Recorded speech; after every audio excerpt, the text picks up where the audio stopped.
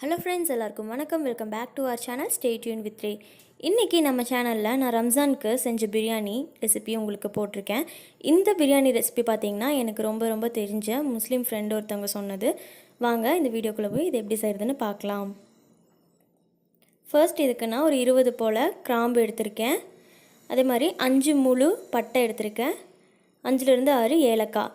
இது மூணையுமே நல்லா போட்டு அரைச்சிக்கலாம். அதுக்கு முன்னாடி பட்டை நம்ம முழுசாக போடும்போது பிளேடு உடஞ்சிரும். ஸோ பட்டை ஃபர்ஸ்ட்டு நம்ம கொஞ்சமாக இடிச்சிட்டு அது கூட மற்றது எல்லாத்தையும் சேர்த்து மிக்சியில் போட்டு நல்லா பிளெண்ட் பண்ணி எடுத்துக்கலாம். இது நல்லா பவுட்ரு பண்ணி எடுத்துக்கலாம். இப்போது நான் 3/4 கிலோ அளவுக்கு சிக்கன் எடுத்திருக்கேன். அதில் ஒரு 1/4 டேபிள் ஸ்பூன் அளவுக்கு மஞ்சள்தூள், 1 டேபிள் ஸ்பூன் அளவுக்கு மிளகாய்த்தூள் அண்ட் 1 கப் அளவுக்கு தயிர். இந்த தயிர் பார்த்திங்கன்னா ஒரு 10 ருபீஸ் பேக்கெட்டில் இருக்கிற அளவுக்கு இருக்கும். அந்த தயிர் எல்லாத்தையுமே சேர்த்து நல்லா மிக்ஸ் பண்ணி விட்டுக்கலாம். இந்த தயிர் நம்ம முன்னாடியே பவுட்ரு ஆட் பண்ணி வைக்கிறதுனால இந்த கறி நல்லா அதில் ஊறும்போது சிக்கன் வேகிறது ரொம்ப சாஃப்டாக வெந்துடும், ரொம்ப ஈஸியாகவும் வெந்துடும். இதுக்கு தேவையான அளவுக்கு உப்பையும் போட்டு இதிலையே ஆட் பண்ணி வச்சுக்கலாம். இந்த சிக்கன் எவ்வளோக்கு எவ்வளோ ஊறுதோ அவ்வளோ டேஸ்ட்டாக இருக்கும் பிரியாணி. நம்ம மினிமம் ஒரு 1 ஹவர் ஊறினா போதும். அதுக்கு மேலே ஊறினாலும் ரொம்ப நல்லா தான் இருக்கும். ஸோ இது இப்போது ஊறிட்டுருக்கட்டும். இன்றைக்கி நம்ம இது குக்கர் பிரியாணி தான் செய்ய போகிறோம். உங்களுக்கு வேணும்னா டவராலேயே செஞ்சுக்கலாம். இந்த குக்கரில் நான் 4 குழிக்கரண்டி அளவுக்கு எண்ணெய் ஆட் பண்ணிக்கிறேன். உங்களுக்கு வேணால் நெய்யும் ஆட் பண்ணிக்கலாம். இந்த பவுடர் பார்த்திங்கன்னா நம்ம அரைச்சி எடுத்துக்கிட்டு அந்த பிரியாணி மசாலா அண்ட் இதில் 3 பெரிய வெங்காயமும் 4 பச்சை மிளகா சும்மா கட் பண்ணி வச்சுருக்கேன், அதையும் ஆட் பண்ணிக்கிறேன். இந்த எண்ணெயில் இந்த வெங்காயம் நல்லா வதங்கி வரட்டும்.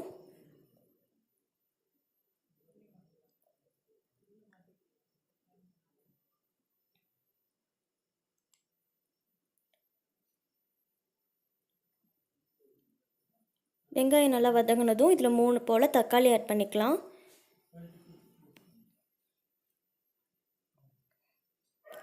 தக்காளி இதில் நல்லா சுருண்டு வதங்கி வந்ததுக்கப்புறம் அதே நேரத்தில் நம்ம இன்னொரு பாத்திரத்தில் கொஞ்சமாக தண்ணி ஆட் பண்ணிட்டு 3 ஏலக்காய், 3 கிராம்பு, ஸ்டார் பட்டை அண்ட் ஒரு பட்டை இது எல்லாத்தையும் சேர்த்து தண்ணியில் போட்டுக்கலாம்.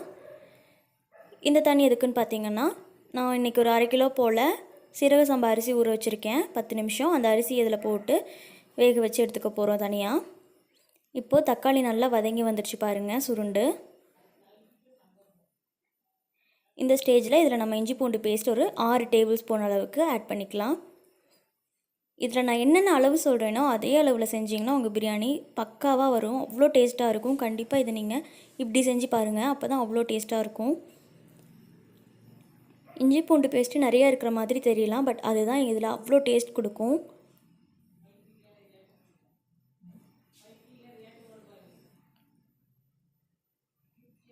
இஞ்சி பூண்டு போட்டதுக்கப்புறம் அடி பிடிக்கும். ஸோ கொஞ்சம் பார்த்து கிளறிக்கோங்க. இப்போது ஊற வச்சுருக்க சிக்கனையும் இதில் போட்டுடலாம். ஒரு 1 ஹவர் போல் ஊறினது அந்த தயிர் எல்லாத்தையுமே சேர்த்து இதில் ஆட் பண்ணிக்கலாம். எதையுமே வேஸ்ட் பண்ண வேணாம். இது எல்லாத்தையும் சேர்த்து ஒரு மிக்ஸ் பண்ணிக்கலாம்.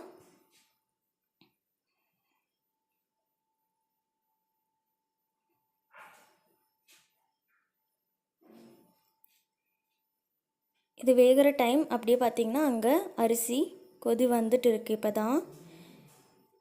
இப்போது இந்த சிக்கன் மசாலாவில் ஒரு சின்ன சைஸ் லெமனை புழிஞ்சிக்கலாம் ஃபுல்லாக. ஸோ லெமனும் தயிரும் சேர்ந்து சிக்கன் நல்லா சாஃப்டாக வேகும்.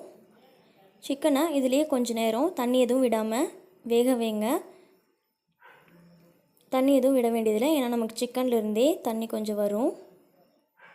பார்த்திங்கன்னா இதுவே கிரேவி கன்சிஸ்டன்சி வந்துச்சு. இப்போ இதில் ஒரு கைப்பிடி புதினா கொத்தமல்லி ஆட் பண்ணிக்கலாம்.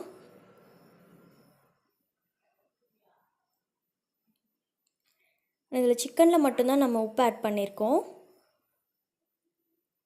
இப்போ பார்த்திங்கன்னா அரிசி நல்லா வெந்துருச்சு. இதை நம்ம வடித்து எடுத்துக்கலாம். 3/4 பதம் வெந்ததுனாலே போதும். இந்த மாதிரி தனித்தனியாக இருக்குது பாருங்கள்.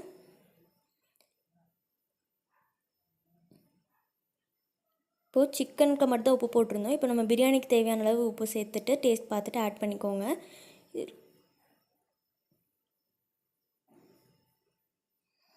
நல்லா தண்ணி விட்டு வந்துருச்சு, நல்லா வெந்திருக்கு. இந்த ஸ்டேஜில் நம்ம வேக வச்சுருந்த சாப்பாடையும் போட்டுடலாம், இந்த ரைஸையும்.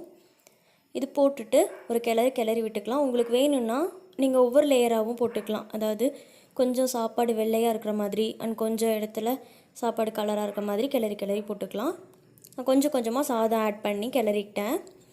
உங்களுக்கு அடி பிடிக்காமல் இருக்கணும் அப்படின்னா இந்த மாதிரி தண்ணியை கொஞ்சமாக சூடு பண்ணி எல்லா சைட்லேயும் ஊற்றிக்கலாம். இப்போது தோசைக்கல்லை ஹீட் பண்ணிவிட்டு அது மேலே குக்கரை வச்சுட்டேன். மேலே மூடி வச்சுருக்கேன்.